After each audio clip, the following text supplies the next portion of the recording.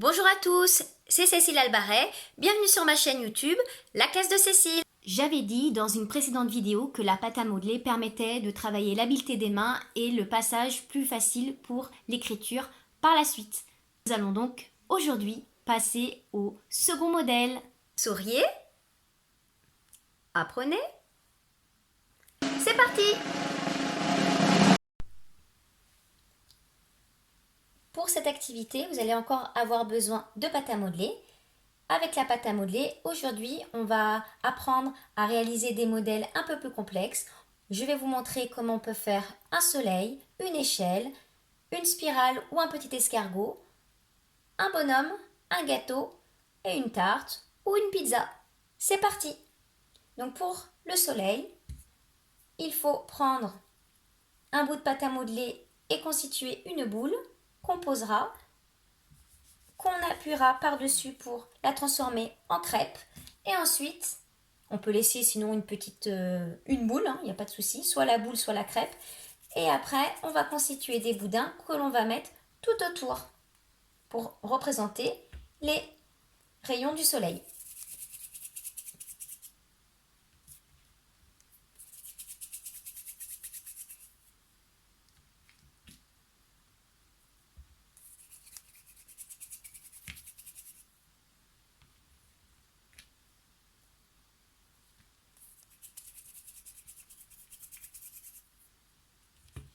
Il est un petit peu gros. Je le coupe. Oups.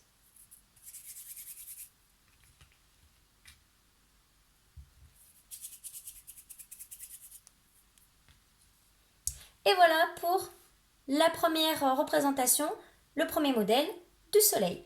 À présent, nous allons faire l'échelle. Alors pour l'échelle, alors je ne vais pas refaire les boudins. L'idée, c'est de mettre un grand boudin à gauche, un grand boudin à droite, et ensuite de les positionner de façon verticale, et après de mettre des petits boudins en position horizontale pour représenter les barreaux de l'échelle. Voilà.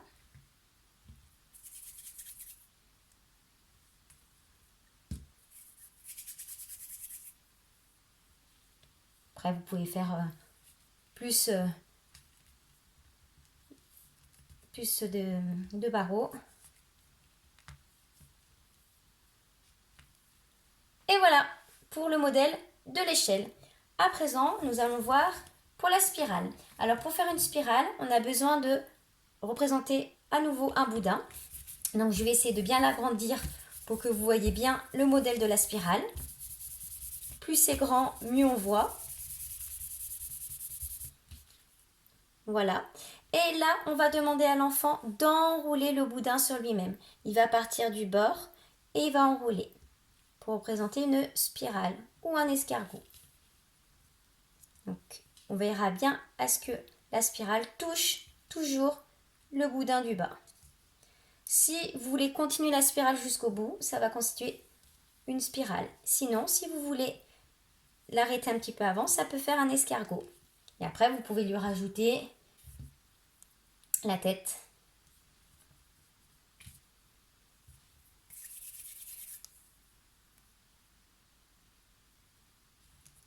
Je mets dans ce sens-là pour que vous voyez mieux. Voilà, avec les petites antennes. Je ne sais pas si vous voyez.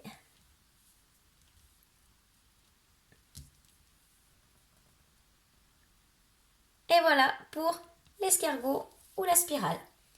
À présent, nous allons voir pour la représentation d'un gâteau. Donc pour le gâteau, il va falloir faire une boule que vous allez ensuite aplatir. Et une fois que vous avez aplati votre boule, vous allez pouvoir rajouter les bougies. Les petits, ils adorent faire ça. Donc, des petits boudins que vous mettez dessus pour représenter les bougies.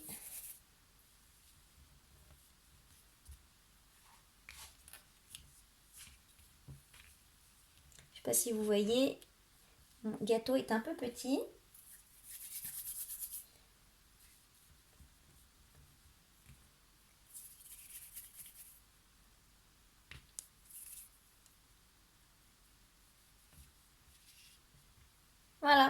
Et après, ils peuvent souffler. Joyeux anniversaire! Une fois que le gâteau il est fait, vous pouvez également faire une tarte, c'est-à-dire demander à des enfants par exemple de mettre des fruits dessus. On peut rajouter des petites boules pour représenter certains fruits. Hop, par-dessus. Ça peut même être un arbre pour représenter par exemple les pommes du pommier et l'enfant rajoute un boudin ici pour représenter le tronc de l'arbre. C'est tout à fait possible également. Voilà. Ils aiment bien aussi représenter des pizzas. Donc c'est pareil. Donc ils refont toujours la crêpe et ils posent des éléments par-dessus pour représenter les différents éléments de la pizza. À présent, le bonhomme.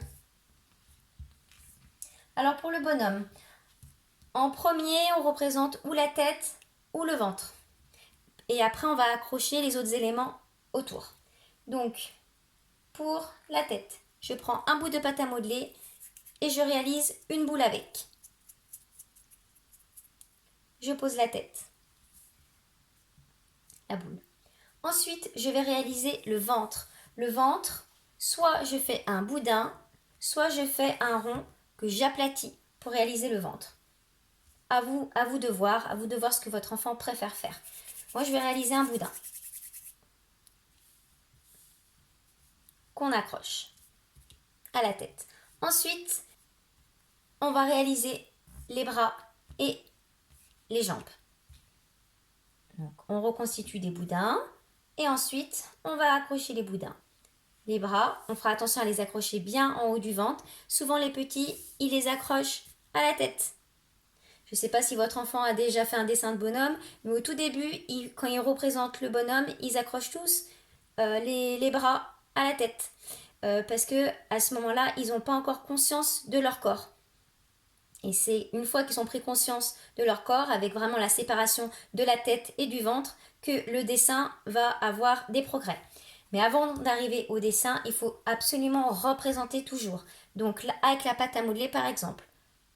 Donc la boule pour la tête, le boudin pour le corps et ensuite on accroche les bras.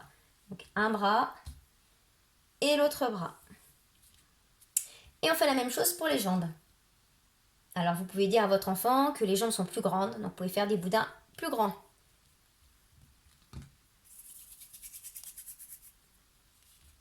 On essaie de les faire à peu près pareil, c'est mieux. Voilà. Et ensuite, donc déjà si votre enfant en petite section il arrive à faire ça, c'est très bien. Après, s'il a l'habitude de le faire et qu'il y arrive très très bien, vous pouvez lui demander de rajouter les mains et les pieds. Donc les mains, hop, vous rajoutez une petite crêpe ou une petite boule. Les pieds pareil, ça peut être deux petits boudins sinon pour changer. Hop, hop. Et puis vous pouvez demander également, si votre enfant y arrive bien, de faire les 5 doigts de la main. 5 petits boudins. Et ça, c'est vraiment la dernière étape. 1, 2, 3, 4,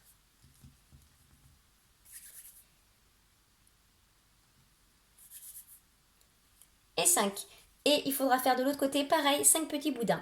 Alors, je suis désolée, mes boudins sont complètement disproportionnés. Mais en même temps, j'ai fait exprès de les faire un petit peu plus gros pour que vous puissiez les voir. Les enfants en petite section font vraiment des doigts qui font pratiquement la taille du bras du bonhomme. Donc c'est normal, à cet âge-là, ils n'ont pas encore vraiment conscience des différentes tailles, des différentes échelles des parties du corps. Donc déjà, s'ils constituent déjà tout ça, ça sera déjà très très bien. Voilà, nous venons de voir plusieurs modèles un petit peu plus complexes en pâte à modeler. Il y en a encore plein d'autres, vous en trouverez plein également sur internet. Mais déjà, si votre enfant il sait faire tout ça, ça sera très bien pour travailler également l'habileté de la main, comme je l'avais dit lors des vidéos, et également pour rentrer plus facilement dans l'écriture par la suite. C'est tout pour aujourd'hui.